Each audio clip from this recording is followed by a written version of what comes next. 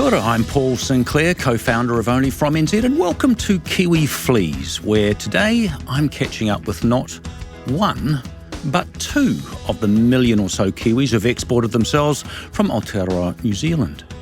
Jayne Nakata and Catherine O'Connell are a seriously impressive pair who, among many other things, co-host the award-winning Jandals in Japan podcast, where they help demystify Japan for Kiwi companies interested in breaking into this amazing market. As an exporter and export coach, I've been looking forward to this chat ever since hearing Jayne and Catherine's interview with a Japanese representative from Kiwi pet food manufacturer K9, as the insights from this one interview alone were just gold. Before I bring them in, though, some background on each of the Jandals. Jayne Nakata was raised in Te Anau, and if you listen very carefully, you will still hear the mellifluous hint of those Southland R's rolling off the lake. She arrived in Japan's Fukushima Prefecture in 2002, intending on a 2-year stay to teach English. 23 years on, Jayne's life in Fukushima now includes a Japanese husband, 2 ankle biters, 2 award-winning podcasts by my count, a podcast consultancy business, and a philosophy shaped not from just surviving Fukushima's hellacious trifecta of earthquake, tsunami and nuclear disaster in 2011, but also choosing to stay when many, probably myself included, would have fled. Jayne's blended a love of Japan with what she calls a fierce commitment to community and an unshakable belief in resilience, something I'm going to explore further in this pod. And from this, she has built a big life, connecting Aotearoa, New Zealand and Japan from rural Fukushima. Jayne, welcome to Kiwi Fleas. Konnichiwa, Paul. It's great to be here. I'm like, who's this Jayne person? She sounds amazing. Thank you for that introduction. You're welcome. You earned it. The second Jandal is Catherine O'Connell, a commercial lawyer originally from Christchurch. In a thematic echo of Jayne's migration story, Catherine came to Japan initially on a 1-year contract, but clearly missed her flight out, as she's been living there now for just over 23 years. Based in Tokyo, she is the founder and principal of the first foreign female-founded boutique law firm, try saying that fast, in Japan, and is what I'd describe as a serial award winner, taking out Entrepreneur of the Year, Foreign Lawyer of the Year, and Boutique Law Firm of the Year. She's the first non-Japanese woman to hold board positions with Toyota, Biotech, CSL Behring, and Fujitsu, and has worked in iconic local companies including Olympus, Mitsubishi and Panasonic. Catherine hosts the Lawyer on Air podcast, co-hosts Jandals in Japan with Jayne, and married a love of Japanese language and mastery of law to a fierce work ethic and spirit of service. I'm just wondering if there's a touch of the Protestant in there, to build a career at the intersection of New Zealand and Japan. Catherine, thanks for joining me on Kiwi Fleas. Thank you, Paul. That is a marvellous introduction. I don't think I've had one like that ever before. Thanks so much. I don't think I made anything up, actually, in either of those. It's intimidating and lovely company. So before we hook into the substantive things about what you two have been up to since leaving New Zealand, I would like you both to cast your minds back to the moment that you laughed harder than you've ever laughed before. Now, I'm going to say ideally in New Zealand, but it's not mandatory if it was in Japan or wherever. And starting with you, Catherine, where were you? Who were you with? And what were you up to? All right. Thank you so much. I am in New Zealand.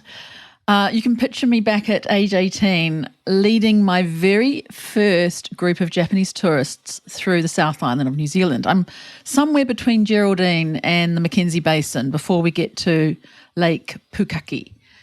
And I'm trying to tell them my self-introduction and my first trip to Japan and how our group of Japanese language students visited a very remote part of Japan, remote being the important word here, in Kuramayama in Nagano, except I mixed up the word for remote, which is hempi, with the word constipated, which is bempi.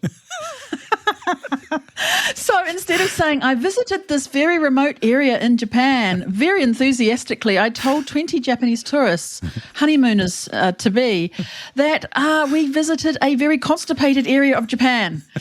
The giggles all started, as you can just imagine, and I thought they were just laughing at my great storytelling. So I kept going, oblivious, really leaning into this description of this constipated place that was so good. And finally, a couple in front of me said to me, hey, you just said Bempy instead of Hempy. And I just went bright red, but I cracked up. And you know what? To this day, this is one of the most funny stories I tell. And it's a real yarn now that I talk about when I'm talking about getting words mixed up in Japan. It's the gift that keeps on giving, Paul. And so also the story that never gets, shall we say, stuck. Love it. And hats off and credit to the two who actually also had the courage to tell you what you had said. Exactly. And they had to say it, like, tell me what it meant. Thank you. Yeah, that's the one that I love. Nice story, Catherine. Thank you. Jayne, what about you? Well, my story actually takes place in Japan, and I thought this would be a good one to tell you since it has a little bit of a Japanese culture lesson built into it. And it actually happened, this situation happened 23 years ago, one of my first days after arriving here in Japan. But in the retelling of this story a few weeks ago to my children, and the hilarity that it caused, it reminded me what a funny situation it was. And we were just laughing for hours about it when I retold them. They were mortified on my behalf that I had done this. So the situation was, I had arrived in Japan, I'd moved into my new apartment, I was living there by myself, and I was a bit lost and confused. I didn't know how to work the appliances in the apartment. It was 2002, there was no Google Translate. Out of desperation, I went next door to the family who lived in the apartment next door and asked for help. They became my friends and supporters. And so they invited me to have dinner at their house, their apartment. And so 5 minutes late for dinner, I was in my own apartment with bare feet because it was the middle of summer, walked straight out of my apartment, down the hallway, 7 steps to their door, rang the doorbell and went straight inside in my bare feet, as a New Zealander would do, because, we often pop out to the letterbox with no shoes on if, that's convenient, or, grab the washing off the washing line. Yep. Went into their apartment, had dinner, went home again in the same way with bare feet, went into my own apartment, and then a few days later, I came home from being out and I found hanging on my door a shopping bag, and inside was a pair of sandals. And I was like, this is very strange. I wonder why they've given me these sandals. I have plenty of shoes. It took me a really long time to realise what I'd done, that I had walked into their house with my disgusting bare feet. And so while I was telling this to my children, they were like, oh my God, Mummy, you did not. No. They were so horrified and, just mortified on my behalf that I'd done something like that, and they hadn't realised what I was doing. But in that gentle way, Japanese way, they gently let me know that you should probably wear some sandals next time you come to visit us. I love it. And here you are, just in case you don't have any. And again, I like the honesty of that. Lovely story. And I love the honesty of the fact that actually the way they chose to tell you that was by gifting you, I'm presuming, a new pair of sandals so that you would be aware. Brand new pair of sandals they'd gone out and bought for me, yeah. So I take it, and I'm not obviously au fait with Japanese culture and tradition or how to carry yourself in that situation. I'm taking it this is always a no-go. You do not walk into it. Right, okay. Because I was in my own home, I should have put on a pair of shoes to go outside. Yep. But I didn't consider the corridor between the two apartments outside. I see. And so outside, dirty, inside, clean. Got it. Do not mix the two. And so that was just one of the first ways I bumped into Japanese culture and this inside-outside shoe-changing thing that it takes a long time to get used to when you come to Japan. One of many things I would imagine, and I'm going to hopefully draw some of those insights from the pair of you as we work through this conversation together. I am just interested. Thank you for the stories, first of all. I am interested to know whether you two actually knew each other in New Zealand before landing in Japan. No. So just quickly, how did you meet? How did we meet, Catherine? It was online, Jane, in a group. Oh, that's Remember? right. Yes. Yes. A friend of ours who we didn't know knew us as a people together, right? A friend of ours was running a group online for entrepreneurs. Yeah. Basically entrepreneurial women called a Lean In Circle. Mm-hmm. And Jayne had been in that group for a while, and I had only just launched my own law firm business and joined that group. And so I think we met there, right, Jayne? Yeah, and we sort of just knew each other through this group for a while, and we both happened to be from New Zealand, got to know each other a little bit. And then I became very active in the podcasting sort of world, started to help other people with their podcasts, and I mentioned to Catherine, hey, you should start a podcast sometime. Mm-hmm. And she came on my podcast as a guest, and she enjoyed that sort of experience. And here we are 5 years later. Yeah. With many, many podcasts. How many episodes? Under our belt. Under your belt, I know you have. And I am going to go into your podcast a little bit further on as we get through this. But I'm interested, before we go there, what attracted each of you to go to Japan in the first place? Jayne, you're a little senior to me. Do you want to go first? Or okay. Well, I'm Catherine's senior by, is it 3 months? I arrived 3 months earlier. So that means everything. I'm definitely and that's something you can take that little lesson away with you as well, Paul. Yeah. To be very careful about where you are as a senior or a junior in the relationships in Japan. Mm-hmm. I decided to come to Japan after studying Japanese for 6 years in New Zealand and never quite being able to speak Japanese and then having never got the chance to visit. And so I decided after university, I'm going to go for 2 years. I'm going to finance myself by being an English teacher, and I am going to learn to speak Japanese properly, and then I'm going to come back to New Zealand. Okay. And that was how I set off. I get the motivation. To Japan. 6 years studying, not feeling like you're actually competent in the language, not fluent clearly, you go and you know you're going to learn, but you put a 2-year band around it. How about you, Catherine? Well, I had studied diligently Japanese for 2 years, full-time, at what was then the Christchurch Polytechnic, and had been a tour guide first in my first career, as I just told you with that faux pas of, so it's funny how things work out, because I became a lawyer in a law firm in Christchurch, and I was merrily working my way up the well-travelled path that everybody does, from senior solicitor to thinking about being in partnership. I have no idea why I thought that, but I did, because everyone did it. And an offer came up to do something different, to go to Japan to do law work. And you know what? I had never really thought about the possibility of working in the law in Japan. I think I had this kind of insular thinking to limit myself to work with Japanese in New Zealand. But that's 23 years ago, and I'm still here. Well, and that's actually a really lovely segue, and I will stay on you for this one, Catherine. You both arrived for what you've stated were short-term stays. I think Jayne 2 years, Catherine 1 year. But then Japan does something. Japan convinces you both to stay.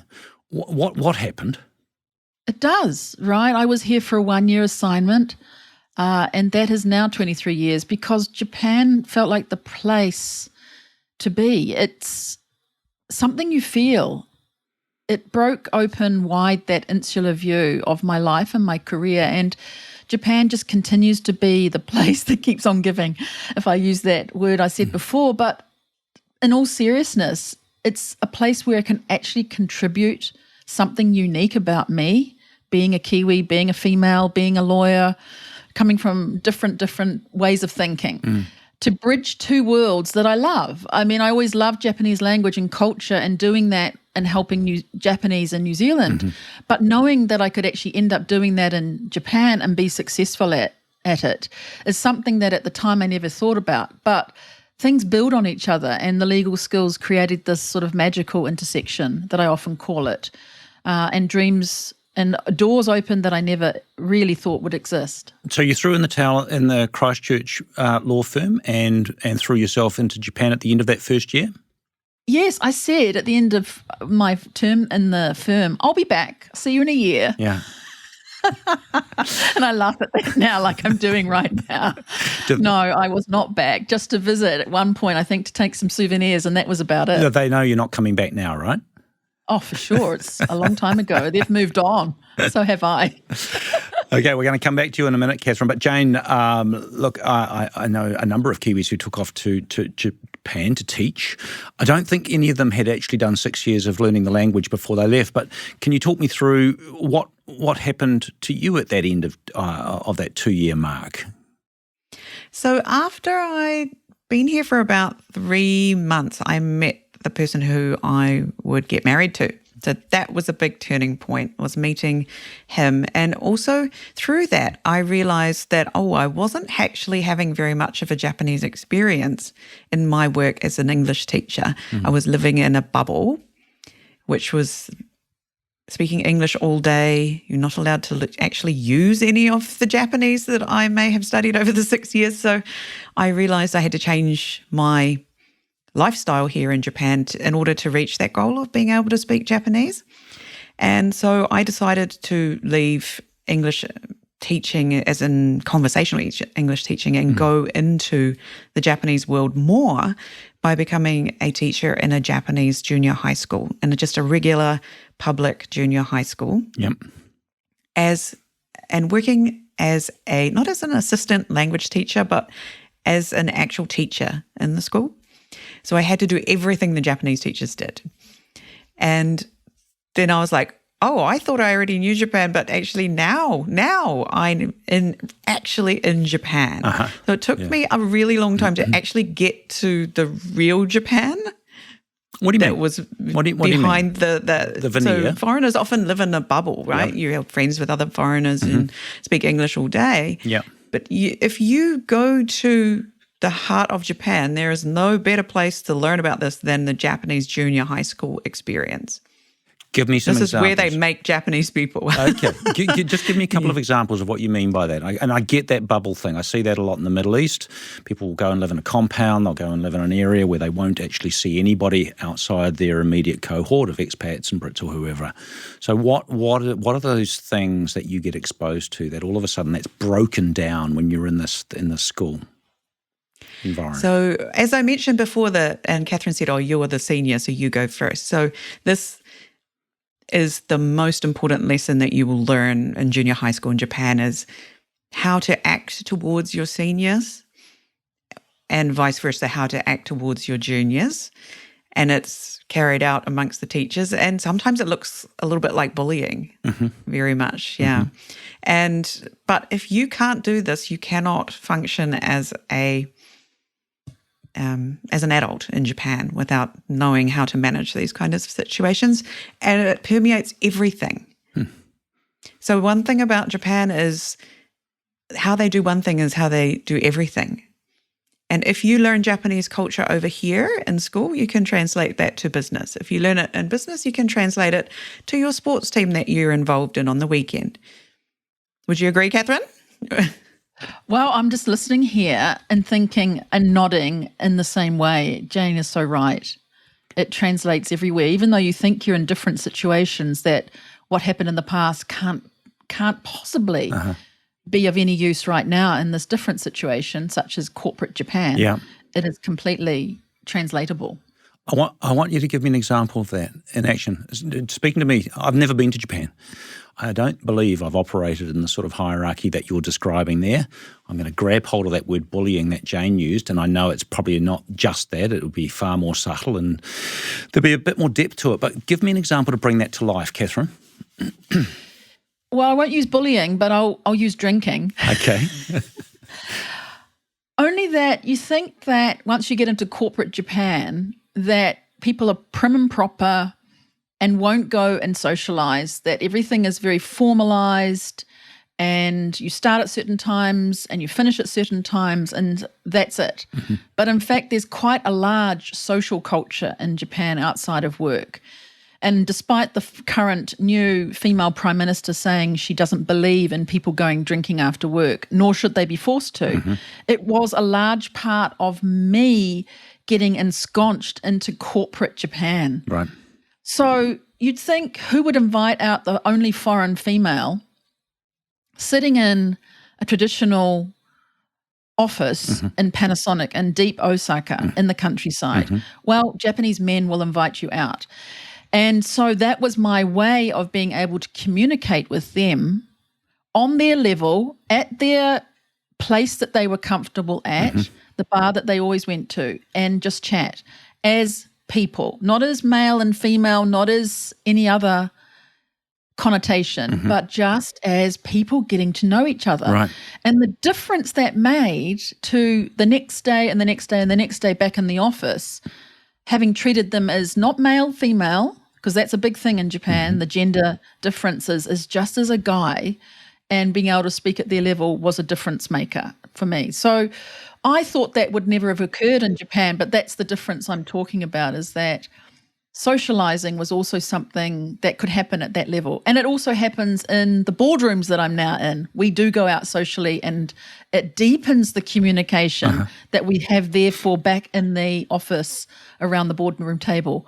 I hope that's explained one example for you. It is. No, it's an interesting example. And is how much of that, I'm just interested in the balance here in terms of when you go out in that scenario, how much of it is drinking and how much of it is talking, or is there... Well, yeah, I was about to say it's not actually about the drinking so much as the communication, right? Yeah. Is that getting to know those nuances, finding out about people and what influences them, how they influence others, and how you can therefore influence within the business. So reading the room, getting genuine relationships where you can actually raise issues that you normally would not raise because you didn't know them, but now you do know them.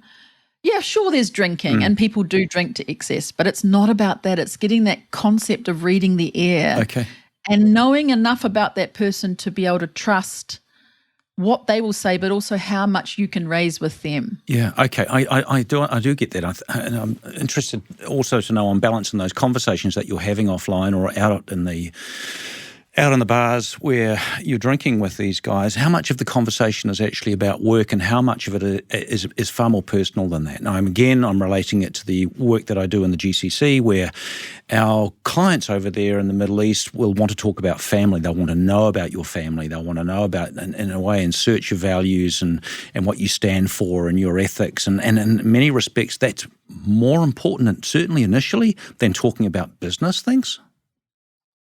Of course, there's a natural tendency to ask questions about business or talk about business or perhaps talk about certain people who are in the company, so-and-so who does this or that. But getting beyond that, yes, it's most definitely about what people are interested in, what they do in the weekends, how they spend their private time, what makes them tick. Yeah.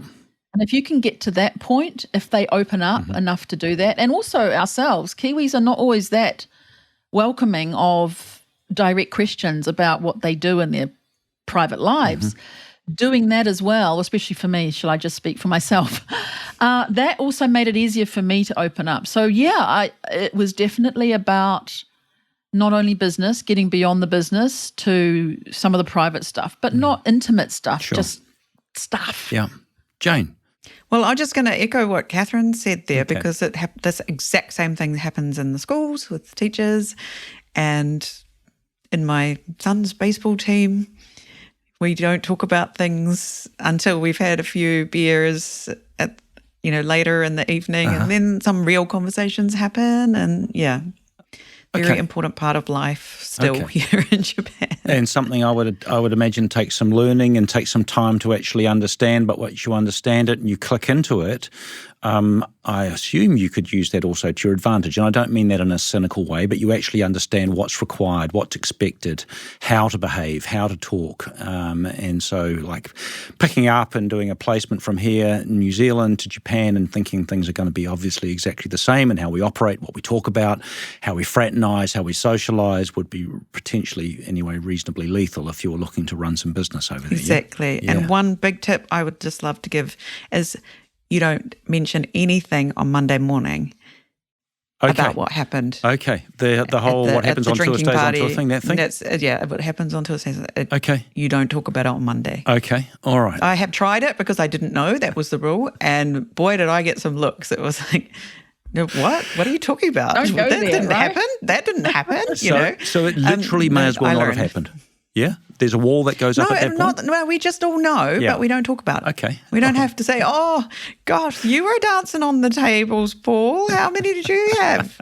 No, we don't. Yeah, we don't mention it. We all know what happened, but we don't talk about it. Okay.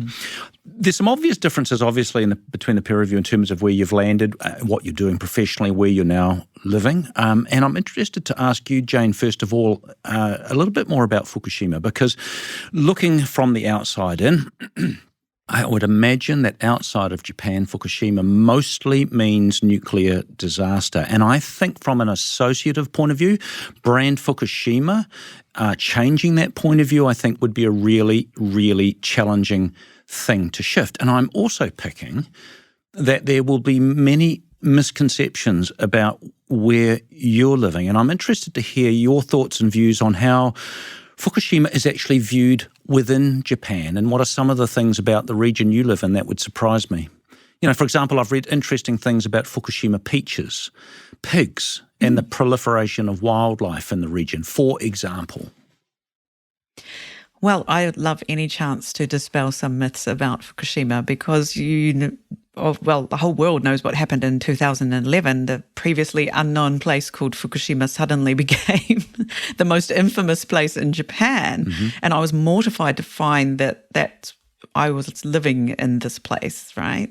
And we've always lived with the nuclear power station up the road, and we're sold it's safe, and if government would never have built it there if it wasn't a safe place to build. This is what local people told me just 2 weeks before the earthquake and tsunami struck. It was when the Christchurch earthquake had just happened, actually. Yeah. A lot of people took time to check in with me, are your family okay in New Zealand?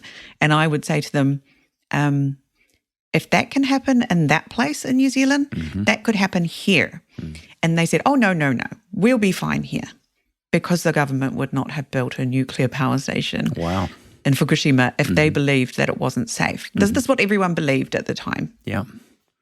And, well, I thought, well, that's rubbish, and went and got myself organised. And I was actually organised when everything went down on March 11th in 2011, by meaning I had food and water and I was prepared. And a boat? And a car full of petrol to be able to drive away, which was like gold, because people didn't even have petrol to leave with at that time. So, I was very lucky because I was able to evacuate until it was safe for me to come back. And by that I mean I was pregnant at the time. So if you're a pregnant woman, you do not want to be irradiated. You don't want to be there. So I was lucky I had somewhere to go and somewhere I could stay, which a lot of people in this part don't have, because their whole families live here, you know. Their whole extended families all live in their same town. So a lot of people didn't have anywhere to go. So how long were you away for? I was gone for a few months. I actually ended up going back to New Zealand, having given birth to my daughter there, because the hospital here still didn't have a water supply for a long time and all sorts of things. We were rebuilding. The tsunami hit the coast of our city. It wasn't a nice place to be, and there were constant aftershocks for a long, long time. Yep. So it was a few months after she was born that I came back. And in that time, a lot of radiation had dissipated, and it wasn't the same as it was, and it hadn't turned into another Chernobyl and all sorts of things, right? Yeah. But what I would like to say on this podcast is that Fukushima is a misnaming of the power station that melted down. So normally in Japan, power stations are named after the town that they're in. But for some reason, the reactors are named after a whole prefecture. Yeah. And so the prefecture is like a province, and the prefecture of Fukushima is half the size of Otago, and half the size of Southland, to give you some perspective there. Yeah. And so like a whole province, half of a province was given a bad rap Very much. when it should be just one town. What should it be called? Futaba or something like that, right? Okay. That's the little, or Okuma, these are where these are actually located. You probably never heard of those towns, right? No. Yeah. So in one fell swoop, that obviously that terrible brand image gets kicked across not just Japan but across the world. And I'd imagine that affected what? Everything coming out of Fukushima would be seen as potentially irradiated, infected, untouchable. Yep. Including maybe even the people, actually.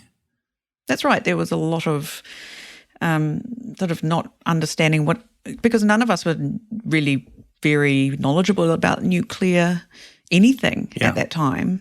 I didn't even know what the word for radiation was in Japanese until that day that it happened, right? Yeah. So a lot of people had no understanding of what radiation is, how nuclear radiation works. Luckily, my husband is from a science background and could explain to me, because we had no internet to look up what does this mean. You know, we just had to watch the TV and watch the Japanese government on the TV and say, what are they not saying? You know, he could explain to me, this is what's happening, this is what this means, rather than if I looked at the newspapers or looked at the international media, and I just get a panic attack about it. But being on the ground here, you could actually go out and measure yourself and say, oh, okay, this is what is actually going on here. Yeah. And it's very different. So today, Fukushima has less than 1% of the prefecture as places you cannot go now. And those places... You wouldn't go there anyway. You wouldn't go there anyway, right? No. Why would you? They're not somewhere that's around the power station where normal people are not allowed access anyway. So in that respect, was it easy to choose to stay? Because when I was doing my research for this conversation and thinking about where we could go with it, I was thinking, because you write a lot and you do podcast a lot about resilience, don't you? It's something that you're particularly hot on, I've always thought when I've seen that and heard that, I've thought, well, you're obviously resilient because you've walked through sort of this hellacious trifecta of earthquake, tsunami and nuclear disaster, and you've chosen to stay in that place. Was it actually an easy decision in the end to stay where you are? No, not at all, because lots of people did leave. And, I wouldn't say to anyone, you have to stay. But if you're here on the ground and you can scientifically look at the scientific facts of it rather than the emotional media coverage of it, then there's no reason necessarily to leave here if you weren't planning to leave anyway. And so it's worked out well for us. But there was probably 4 or 5 years where I took myself off the radar because I didn't want to have to answer ignorant people's questions about it, you know, at the time. Yeah. And just got on with my life and got on with adjusting to living in the city, which was damaged and repairing itself and all of this thing. So I could have walked away, but looking at the Japanese people who just were like, okay, from tomorrow we're getting on with fixing stuff and we're getting on with just putting things back together. Yeah. Was just that's resilience. So encouraging. It's like I have nothing to worry about, I'm just. I hear you. I hear you on that. Can I ask you one more bit before I turn to Catherine, because I'm interested in what you observed there in terms of the faith or confidence that the people had in their government as to they would never build a nuclear reactor somewhere where this could happen. Clearly they did. Clearly that was a mistake, building that on the Ring of Fire on the coast. Did that fundamentally shift and change the relationship between, I'll say the people of Fukushima, but I could go wider, and their government? Did it introduce any level of cynicism or questioning that actually wasn't there prior or not? It's hard to say because people don't often say what they're really thinking here. Like it's really hard to get people to say what say what they really think. Yeah. And people who do say what they really think, you're going to kind of have to question their motivations behind why they're saying that as well, and who's funding that. And it goes a lot deeper than that. But there was a lot of division here because, and it came around money as well. A lot of people received a lot of money from the government and other people didn't. And a lot of, kind of really difficult situations that were going on here that was about a lot more than just radiation. Got it. Catherine, you're obviously living somewhere completely different to Jayne. I think you're based in Tokyo, aren't you? A city of over 14-odd million, and you're living in a 40-storey apartment, I think. You're urban, and yet you're living in an area which you've described as featuring a beautiful garden and stream along with 4 seasons of foliage. Indeed. Just describe and paint a picture of where you are and why you love Tokyo. Well, Japan is very much based on 4 seasons. The foods that we see in restaurants, the snacks in the convenience store, and we often talk about this, Jayne and I, on the podcast that we co-host. Everything is seasonally based. So moving to an apartment where there's a garden that changes with the seasons, there's something kind of spiritual about it in a way. And you feel very connected to Japan by being able to see the change of seasons and talk with people, taxi drivers or people in the apartment or the bakery across the road from me, about the change of seasons. Yeah. So that's something I love. I love the cosmopolitan and active, go for it, always busy nature of Tokyo. But I can also find those garden quiet spots around Tokyo everywhere. So it's a hustle and bustle city, but everything's actually moving along very quietly. You don't have ringtones on trains. In fact, you wouldn't even be seen to do that. You'll get some pretty harsh stares at you if your cell phone goes off on the train. Right? So people treasure the quietness amongst the busyness. And I really love that because I can always find a place to go and have fun with friends in a lively spot, or I can retreat and have quiet spaces. And I simply love how that is. Yeah, that's quite sweet. I'm really intrigued with this whole point also on seasonality and seasonality, not just in terms of the natural environment, but what you described there in terms of seasonality of food. And I think that is something which I feel personally we've kind of lost a bit here in New Zealand. We kind of expect to be able to buy any foods at any point in time, no matter the season, and dare I say it, no matter the flavour, which drives me bonkers. Am I hearing that there's a far greater emphasis, where you are at least, and Jayne feels obviously free to sing in on this, that actually the Japanese put a lot of emphasis and a lot of importance on eating seasonality, about actually appreciating those shifts and changes in time and taste? Oh, absolutely. Yeah. In stereo. You can see we work together a lot when we say the same words. That's really lovely. I'll just say, we also, as New Zealanders, love that we can get Zespri kiwi fruit all year round, right? Thank you very much to Zespri, because they can, through the ways that they do their magic, supply all year round. And so we get kiwi fruit all year round. But it's something about not being able to get things instantly, which is the way of the world these days, not be able to get everything at the same time, which makes it so much more precious. Yeah, totally agree. Right? So strawberries only at a certain time of year, which is now, and they're used in traditional so-called Christmas fare, Christmas cakes, right, have strawberries in them. Yeah. And that's really the time that they are around, and then they go, basically. Yeah. So, strawberries bring out, it's getting towards festive Christmas time. Jayne, you can add a few more there because you're doing a lot more time in the supermarket than I am with your family. Oh, yeah. So I'm always in the supermarket. They did appear in the supermarket last week, and I was like, strawberries are back. Excellent. Yeah. So, also, not only food, but the activities that we're doing they're seasonal, just how people are living their lives is completely connected to what is going on with the seasons, and people look forward to the next season, whatever that might be. And we're currently in autumn here. So we're enjoying the season of mushrooms. Yep. What else is there, Catherine? Chestnuts. Chestnuts, that's the other one. Cooked outside over in fires, No, or do you made do it at into home? all sorts of cakes Okay. and things, cooked in rice. Yeah. Yeah.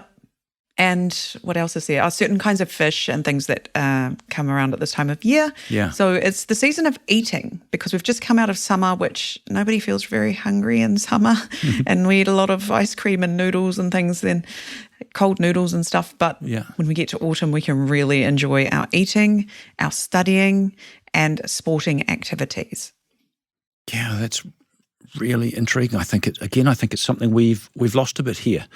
I mean, I can relate to the strawberry thing. I walked into my garden just before actually coming in to see you both now, and picked strawberries off the gardens, and the blackbirds were hooking into them as well. So they're growing at ours as well, along with the snow peas and the sugar snaps and all the rest of it. But I do think we've become a little bit accustomed to getting things whenever we want, and haven't actually questioned enough whether or not that's the right thing to be doing, whether that's the right thing for our palates, or whether it's the right thing for our bodies, in terms of what you've just described there, Jayne, in terms of getting out and doing things that are actually right for the season.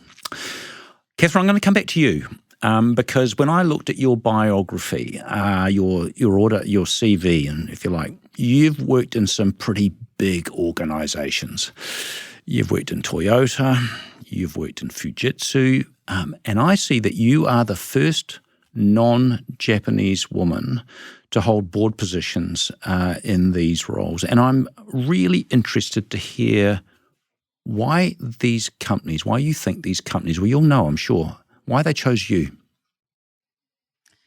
That is the question I'm asked so often. Oh, sorry. I need the answer. But I still trying to figure out the answer. But I believe it's actually, I answered some of the things that they needed. There are many foreign lawyers in Japan. Well, I don't know if 505 is a lot, but I think that's quite a lot of foreign lawyers hanging around in Japan. So how do you distinguish yourself? Very few of them actually speak fluent Japanese. Mm-hmm. Read, write, and not only speak it, but actually understand and read between the lines and communicate in Japanese. Yeah. So that's a big tick for me. Mm-hmm. Number two is that, as well as working in the companies you mentioned, I've spent a dedicated life since moving into Japan in companies that are making things, right? Manufacturing companies. Yep. Many of my lawyer friends, the ones who speak Japanese, are all in large global companies, the financial focused companies.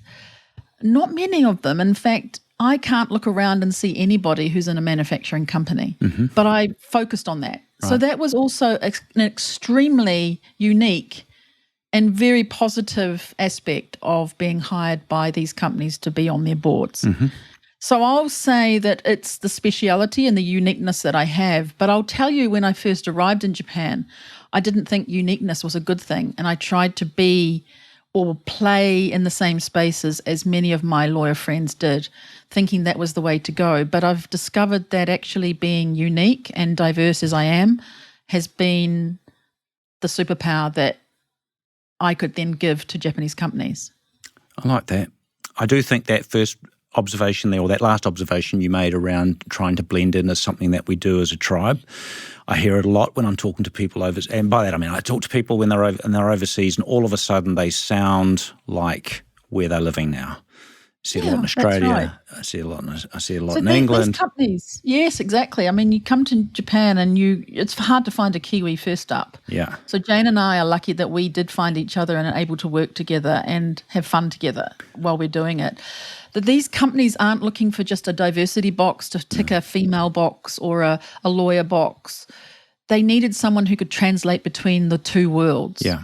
To understand Japanese corporate culture from what I'd been doing here before I got on those boards, bring that international governance standards, anticipate what they're going to be talking about, anticipate cross-cultural friction, navigate those sorts of things. And so I think that's where I'm a little bit different. It's hard to point a finger right directly to it, but when you experience Catherine on the board, you don't forget it. What's Jayne's superpower, Catherine? Jayne can see the things that you cannot see yourself, that you need to know about yourself to be excellent in what you do, but you didn't know it yourself. Jayne has a way of reading like a person whisperer. She can tell you what you need to know, and I'm sure if you wait for a little while, she'll tell you what you need. And that is something that's inside of you that you can't always see yourself, because you look in a mirror, but it's inside. And Jayne has the innate and amazing ability to bring that out in people to then help them excel to the next level. Thanks, Catherine. I reckon. You didn't pay her to say that. That's such a lovely description, Jayne. I mean, do you agree? I'm going to put you on the spot. I asked Catherine to talk about what distinguishes her and what she's done. I will say thank you, Catherine. I agree with you, and I'm happy when people listen, which can be a problem. So I try. You both. And by that, Jayne means sometimes she will perhaps give some great advice to people, and it lands. They're not listening, or they don't not ready for realize it, they needed to listen to what they just heard. But those who do excel and get to an excellent level, I think it's a really interesting one. Supplementary then for you, Jayne, do you find that actually sometimes that those observations, call it advice, whatever, doesn't go down well? Has that severed a relationship ever? And then you find someone actually comes back to you at some point in time and goes, hey, you know what, actually I didn't really want to hear what you said to me back then, but looking at it now, I think you were right. Sometimes, or I just find that like some people don't like me. And then I realize that was probably a good thing later when they do something, and then I'm like, whew, dodge that one. But yeah, I don't know. It's hard to say if people come back and say, oh, I don't know if I've experienced that yet. I have to think about it. But there's a lot of sort of watching things going, told you so, but I'm not going to say that too right. loudly. From my perspective, the point is that they didn't land for a reason, that they weren't the people who Jayne was meant to be working with. I think that's more what it is. And it's not a bad thing. They will go and find their own place. But the ones that listen and respect what has been proffered by Jayne are the ones who will take it forward. Yeah. I think too, Jayne, if there aren't a few people out there that don't like you, then you're doing something wrong. You're trying to be all things for all people, right? And that's not really life. Well, statistically, isn't it? You know, just there are 20% of people in the world you just won't get along with. So when you get to apparently it's a statistic. Well, I'm glad we're just a party of I'm glad we're a party of three just now then, okay? So we can all stay friends. You both sound like you do have an enormous amount of fun. When I've listened to your Jandals in Japan podcast, which I've really loved being introduced to recently, as you know. But you've both got your own podcast as well. You know, Catherine, you've got Lawyer on Air. Jayne, you've got also another award-winning podcast called Transformations with Jayne. What's the magic that you two seem to be able to create in a podcast sense of the word, and that sort of creation of community that you've done so well? Because you've been doing this for a few years now. I think what initially started the whole podcast journey was feeling very isolated and alone as a woman in Japan, and looking for people who are like me and wanting to find those people. But because I live in Fukushima, where there are very few foreigners here, and certainly very few women who are mothers of children married to Japanese men, that was very isolating. And so the podcast initially was a way for me to create a community, and we could all listen to each other. If we couldn't be near each other, we could at least listen to each other talking and feel less alone. Yeah. That was the starting point. and it enabled me to grow a network from a remote location. So every person who I do an episode with became a new friend. Yeah. Right? So it's a very powerful medium for building community. Yeah. And that's how I came to get started. There's no other way. I didn't come to get started so I could get a wonderful corporate sponsor who's going to pay for everything and we're going to talk about something really important. No, it just was a way for me to feel less lonely. Mm-hmm. That was what started it all back then, and I think it was 2017 or so. Right. Way before podcasts were popular or cool. Yeah. So that's the initial motivation just to get started. And I think Catherine has lots of wonderful stories about the impact and the way that they change people's lives. And I've certainly had that as well. People will email me and tell them how they feel less alone. They feel like they enjoy their life in Japan more, just knowing that there are opportunities for them that they would never have found out about otherwise, thanks to my podcast. And particularly, Catherine, you might have a story for Paul there about some of the impact that your podcast has had on people. Come on, Catherine. Well, I just want to say firstly, though, Jayne's just won an award in the New Zealand Podcast Awards that were just held in the last 2 weeks, so in November. Yeah. For That's Just Criminal. It's the latest fantastic podcast that Jayne is managing and producing for 2 barristers in New Zealand. Yeah. They're busting the myths and the mystery behind the criminal bar in New Zealand. And they got bronze at the New Zealand Podcast Awards. And the judges, actually it was the judges' award. Judges' Choice Award. Favourite podcast that was in there. So I just want to say that before I say anything. Awesome. Well, congratulations, Jayne. Well done, you. When Jayne mentioned before that she suggested I do a podcast, I was just left with a sort of gut feeling of I don't want to talk about limited liability or how you can patch up things if you breach a contract. Yeah. I wanted to talk about something else, and it was really Jayne's, again, as I mentioned before, her amazing insight to see that I could actually communicate with people well enough to ask them their stories. So we've created this platform called Lawyer on Air, which is for it's about Japanese and foreign women lawyers in Japan who are sharing their experiences, their struggles, victories, all sorts of things. Yeah. Because, when you listen to someone else's story, you suddenly find that your own challenges don't really feel so impossible. Yeah. And it's not just good feeling good storytelling. It is a community that has been built. It's a gap that's being filled. People are finding out that they actually can find their place in the system, shall we say. Yeah. One of our fan podcast listeners, hidden away in the United States, of all places, a Japanese person, she found the podcast and she told me, and she told us at lunch when she came to Japan, that her loneliness disappeared because she found this podcast and she could hear stories of other women going through similar things that she was going through. And she was absolutely lonely, but that's now gone, and she's seen potential in what she can do, and she's thriving, more than just surviving. She's going for it. So there's these kinds of stories that are changing people's lives. Recently, a law student said to me that I now know I have a place in the future. And these are law students who are battling AI, challenges with will they have jobs in the future? Will anyone want to employ them? And she said, I have a place, because she's heard these stories and knows that she can do something different, do the same as everybody else, find her way. And it's just been incredible to have been the one to be able to help others do that. It's not my story, it's other people's stories that I've been able to share. What does that make you feel? Just as, like, just even you asking me that question has given me goosebumps, because goosebumps.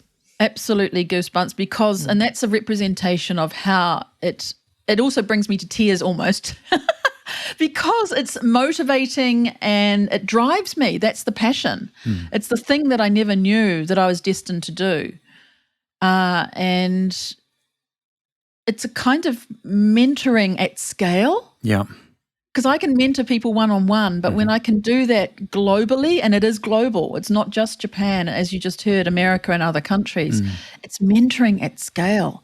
If I can change someone's life or help them see something or feel something different, that's just mind-bending. It is mind-bending, and that one little phrase that you used there, quoting that person of talking about, I can see that there's a place for me, is enlightening and kind of also sad at the same time. I've got this mixed emotion on hearing that. I love the fact that they can see that there's an eyes up, a look over the horizon at that point. I do feel sad that actually someone is feeling like that at all to start off with, but they are, right? Okay, so but we all have that. When I started my career, I had no role models and people who looked like me. No roadmap. No one saying, hey, this is possible. So to show that roadmap and what is possible, give them a guide, give them that community that supports them. They've broken through the way of connecting with people. They can immediately open a door and say, hey, I heard you on Catherine's podcast. I wanted to ask you a bit more about how you switched from in-house back into private practice. Can I ask you a few more questions about that? Yeah. You know, the cold calling is gone through this podcast. It's all warmed up, ready for people to go ahead. And then you do Jandals in Japan together. You come together and I'd like just to hear a little bit more about Jandals in Japan. I haven't listened to every episode. I've listened to enough to know that it's a goldmine of information for people who are thinking about Japan, interested in Japan, whether they be businesses or not. What was the little eureka moment for that one, Jayne? Well, I can't take any credit for that. It's all Catherine. And Catherine came up with this idea and she just noticed, obviously, in her work around Tokyo, that New Zealand struggles to be noticed amongst all the other countries that are fighting for attention in Tokyo. Yeah, New Zealand. So where's New Zealand? So why is that? We wanted to start telling these stories. What are we doing? Yeah. Well, we get left off maps for one thing, but aside from that, New Zealanders are so humble. We have the tall poppy thing, and it really is rampant even when you go overseas. New Zealanders don't tell their stories of how magnificent they are and what work they do. They would rather keep it quiet and just keep on plodding along and get going and do the next thing. And, oh, that wasn't so amazing. But actually, yes, it is. And these are stories not only of Kiwis, but of Japanese who love New Zealand, who are also doing business around New Zealand and Japan. So as Jayne says, I just thought there's this gap. There are places where certain pockets of the nation may speak a little bit about Japan, New Zealand and Japan, or visitors may come from government or other business areas into Japan, but they're there just for spot visits. And it's the instant buzz has gone. So what's something that gives longevity to the Kiwi conversation in Japan? And it's what we're doing today here on a podcast with you. You're doing the same with Kiwi Fleas. You're talking to Kiwis who've gone overseas, who we don't know until you bring them on this podcast, what they are doing and why they're doing it and how it connects back to New Zealand. So I wanted to do something, and I didn't know how to really do it without Jayne, because she's got the technical side of things. And also it's fun doing banter together, not just one person on one. It's two of us interviewing somebody, and that is magical fun that we have. We have a lot of fun with it, as well as transcribing these stories that the humble Kiwis and Japanese won't tell or haven't told before, but now we tell them. I can hear it. I can hear that, and I can also hear the power of storytelling in both of you when I hear you present and talk to each other, and what you're describing there, Catherine. I mean, I am blown away even with, in this early stage of this wee podcast that I'm doing here of the people that have been good enough to talk to me and share their story. I also hear this a lot. The humble Kiwi, the tall poppy, which I almost don't want to mention because I don't want to give it any life or air. What do we do? I know this is a step, this is a nudge of what I call a nudge of the narrative arc, but what do you think? What do you think of the sort of two or three, even one, the most important thing you would say to a Kiwi looking at coming in and trying to actually make their way in Japan, whether it's an exporter, whether it's an individual, company, lone wolf, whatever? What would you say to them in terms of breaking that humbleness? Stop saying how small you are is probably the thing that is one of the most important things we have been told by New Zealand Story. And that was one of our episodes. Mm-hmm. And he, David Downs, mentioned that New Zealanders go all over the world saying how small New Zealand is. Yeah. And actually, we're a similar size to Japan, so why are we saying we're small? You know, we have a similar size country to Japan. Maybe the population is not there. Mm-hmm. But when we say we're small and people see that we're down at the other end of the world, they automatically assume, is there Wi-Fi?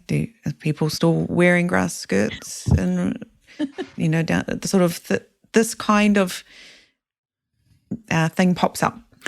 So just so I'm clear, stop saying we're small means small geographically, small from a population base, small from our way of thinking. Just the word small. Just the word small is what, like, I know you don't say anathemic, but I like saying it like that. It is an anathema to the Japanese market to hear that, because there's a misperception at that point that we are backwards.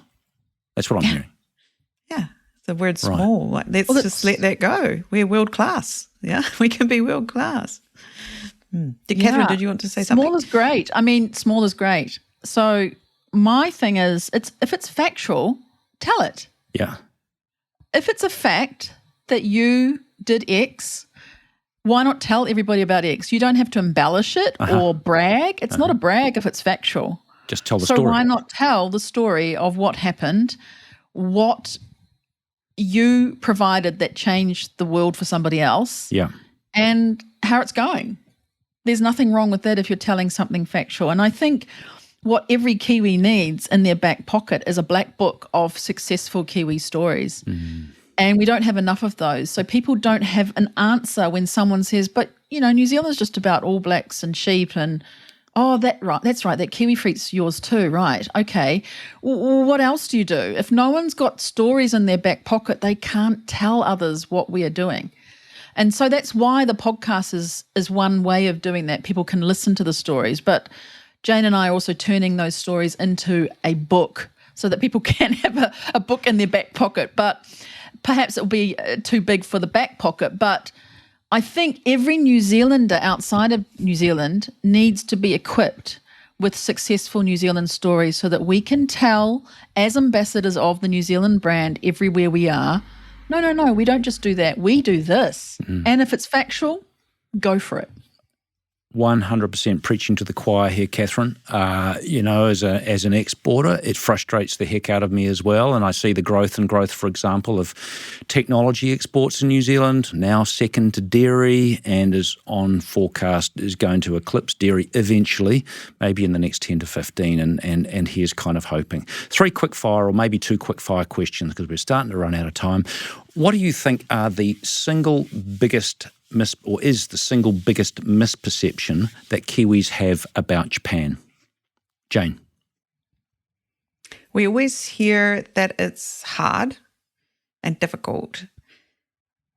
And I don't want to say it's a misconception, but I want to say it's worth the challenge and you will come out better for it. Catherine? Oh, I was going to say that too. Because, sorry.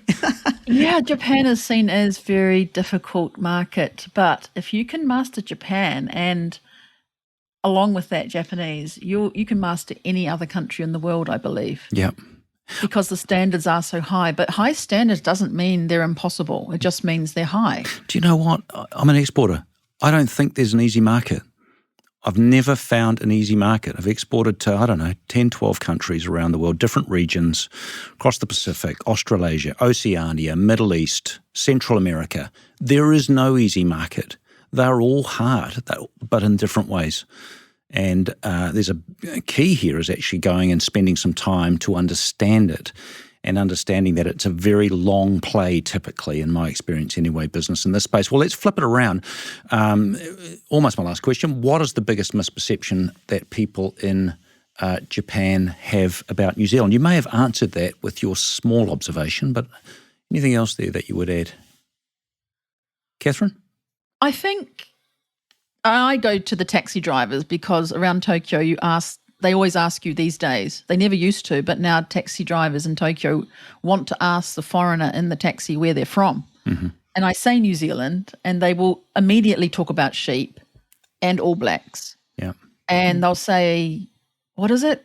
Haka, or, kamate, kamete, kamate, kamete, which sounds like gambatte, gambatte in Japanese, which is go for it, which is quite a good sound, actually, that works quite well. Like that. But I try, that's what they think, that is New Zealand. Right. So that's why I mention the stories in the back pocket, because, we launch rockets. Mm. We're the third biggest rocket launching country in the world. Yeah. Did you know that? And their mind blows. But I don't like to do that too much because, they're driving, so you've got to be careful. But some of the driving's pretty. Some of the driving, doesn't need any more accentuation of it.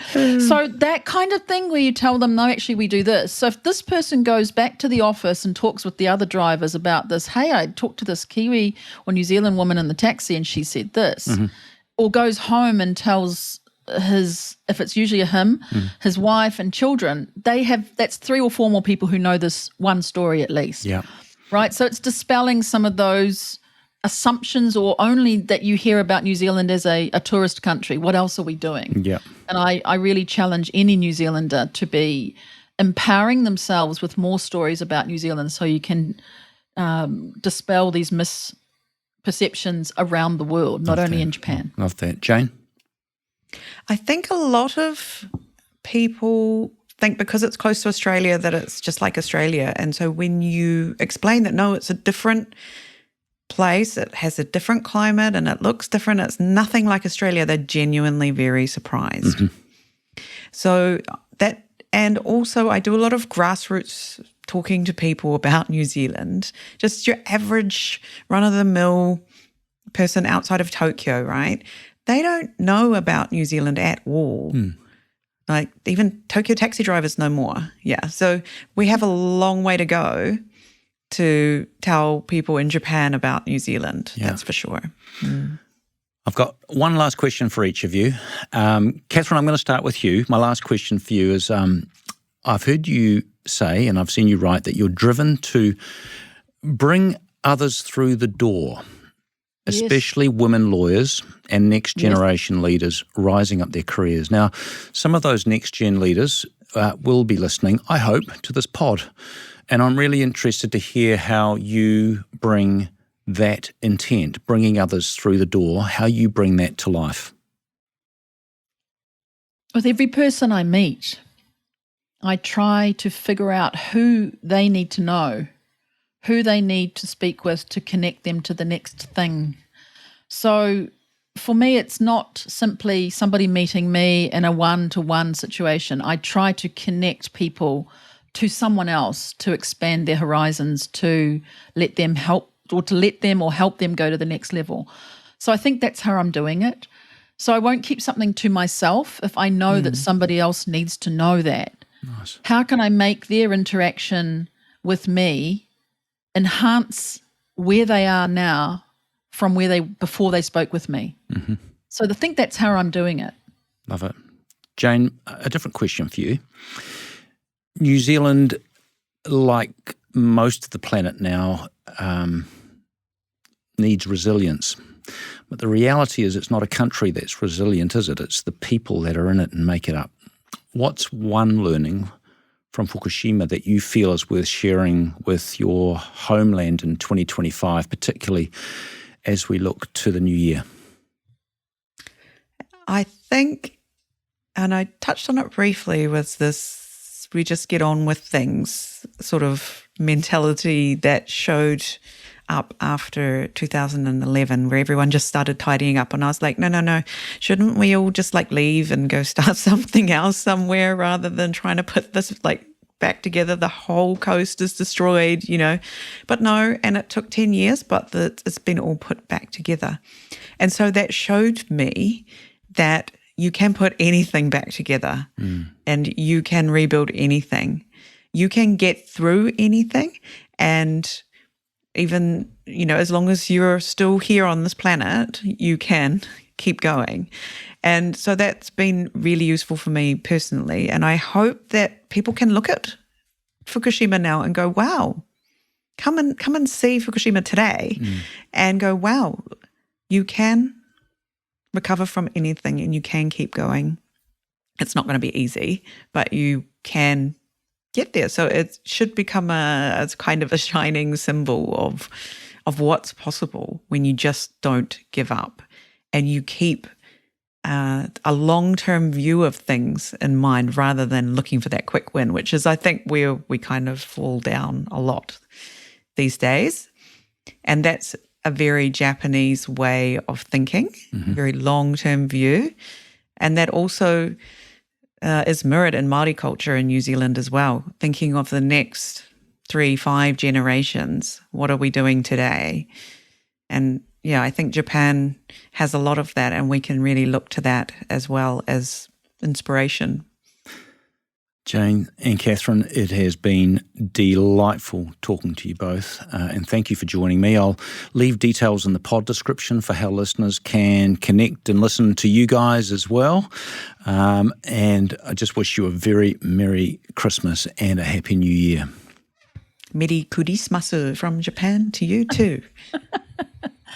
Meri Kirihimete in New Zealand, where I am now. Merry Christmas. I'll just leave it with that. I'll stick with Japanese. Awesome. Hey, a huge thank you to our audience for joining us. Please subscribe and leave a review and join me.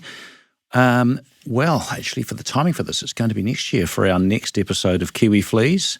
Have a Merry Christmas. Bring in the new year with style and sushi, if that's more your thing. And here's to 2026. I'm Paul Sinclair. I've been talking to Catherine O'Connell and Jayne Nakata, and it's time for us to flee.